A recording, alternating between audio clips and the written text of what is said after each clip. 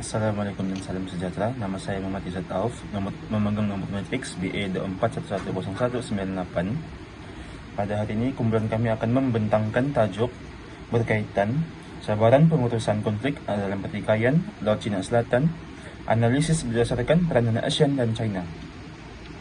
Sebagai pengenalan, Laut Cina Selatan merupakan antara kawasan maritim yang paling strategik di dunia. Kawasan ini bukan saja menjadi ladang utama perdagangan antarabangsa, malah turut mempunyai sumber asli yang bernilai tinggi seperti petroleum, gas asli, dan hasil perikanan. Oleh sebab itu, beberapa buah negara seperti China, Malaysia, Filipina, Vietnam, Brunei, dan juga Taiwan telah mengemukakan tuntutan terhadap kawasan ini sekaligus mencetuskan pertikaian yang berpanjangan.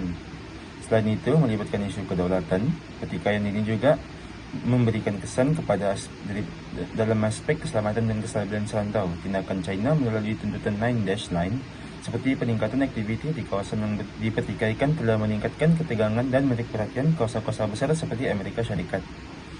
Oleh yang demikian, pengurusan konflik amat penting bagi memastikan pertikaian ini tidak berkembang menjadi konflik yang lebih serius. Dalam konteks ini, ASEAN memainkan peranan melalui pendekatan politik diplomasi, dialog kerjasama serantau bagi mengekalkan keamanan serta kestabilan Laut Cina Selatan. Itu saja bagian untuk pengenalan. Assalamualaikum dan selamat sejahtera. Saya Nur Nakibah Syamimi binti Rafidi, nomor matriks BA 24110144. Untuk bahagian saya akan menerangkan latar belakang dan isu utama pertikaian Laut Cina Selatan. Sejak beberapa dekad lalu, Laut Cina Selatan telah menjadi punca pertikaian dalam kalangan 5 buah negara penuntut, iaitu China, Brunei, Malaysia, Filipina dan Vietnam.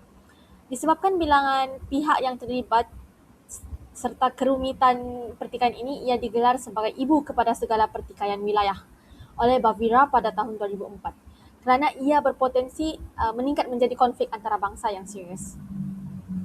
Pertikaian ini boleh dipecahkan kepada 4 isu utama. Pertama, tuntutan China ke atas kawasan 9 garis putus-putus yang bertindih dengan zon ekonomi eksklusif Brunei, Malaysia, Filipina dan Vietnam. Kedua, pertikaian antara China dan Vietnam ke atas Kepulauan Paracel.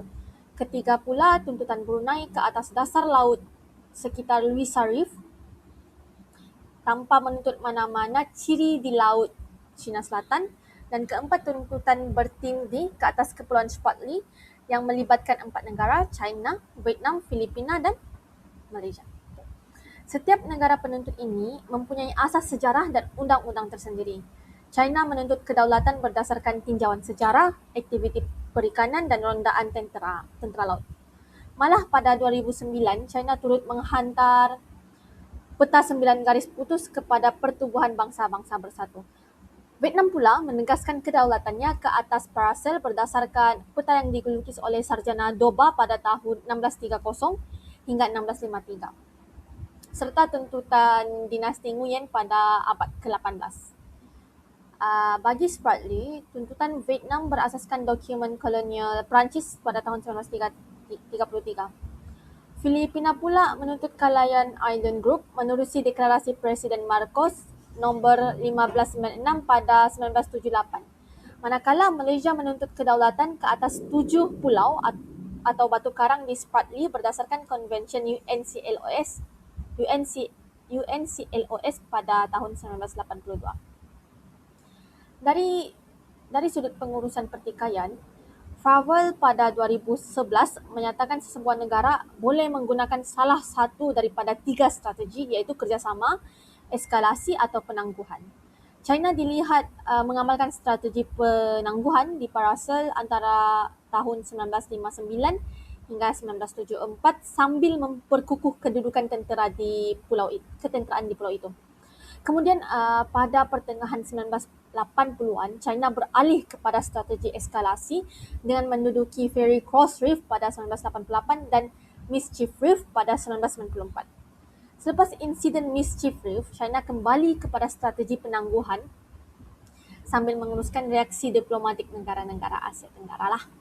Ini akhirnya mendorong ASEAN mencari inisiatif bagi mencegah pertikaian ini daripada meningkat menjadi konflik antarabangsa, sehingga membawa kepada penandatanganan deklarasi tingkah laku pihak-pihak di Laut Cina Selatan atau DOC pada tahun 2002. Sekian dari itu sahaja daripada saya. Terima kasih.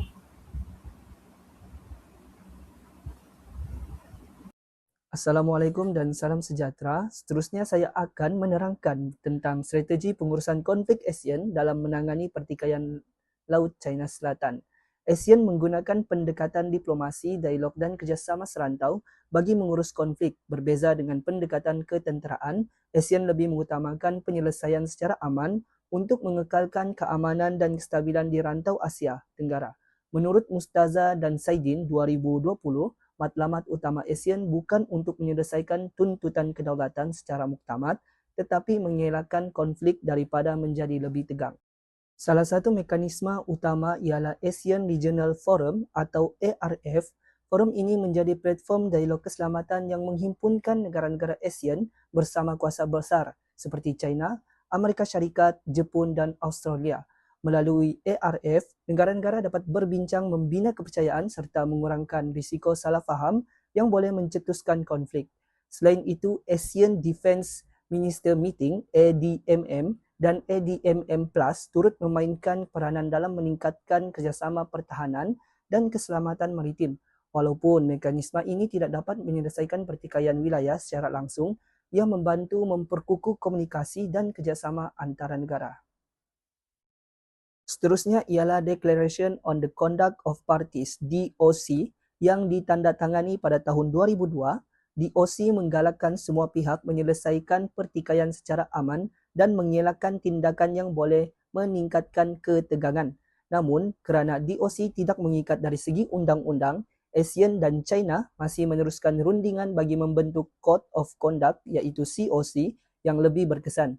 Tegasnya, strategi pengurusan konflik ASEAN berjaya menggalakkan dialog dan mengekalkan kestabilan serantau. Namun, keberkesanannya masih bergantung kepada komitmen semua pihak untuk mematuhi perjanjian dan mengutamakan penyelesaian secara aman. Sekian daripada saya, Muhammad Raja Ibn Sipri. Assalamualaikum. Salam sejahtera, saya Hendrulan Aping, BA 241606444. Seterusnya kita beralih kepada cabaran pengurusan konflik dalam pertikaian Laut Cina Selatan. Beberapa cabaran utama iaitu yang pertama, tuntutan kedaulatan bertindih. Menurut Muhammad dan Siti Nur Alia Mustaza 2020, perbezaan tuntutan antara Nine Dash Line, China dan UNCLOS 1982 oleh negara ASEAN menyebabkan rundingan telah sukar serta meningkatkan ketegangan maritim. Yang kedua adalah ketidakseimbangan kuasa ASEAN-China, iaitu menurut Fravel 2011, kekuatan ekonomi, ketenteraan dan juga diplomatik China memberi kelebihan dalam rundingan serta mengehatkan keupayaan ASEAN untuk bertindak secara kolektif. Selain itu, kesukaran untuk mencapai konsensus ASEAN menurut KOGA 2018, perbezaan kepentingan nasional, hubungan ekonomi dan juga China menyebabkan ASEAN sukar untuk mengeluarkan pendirian yang tegas dan bersatu.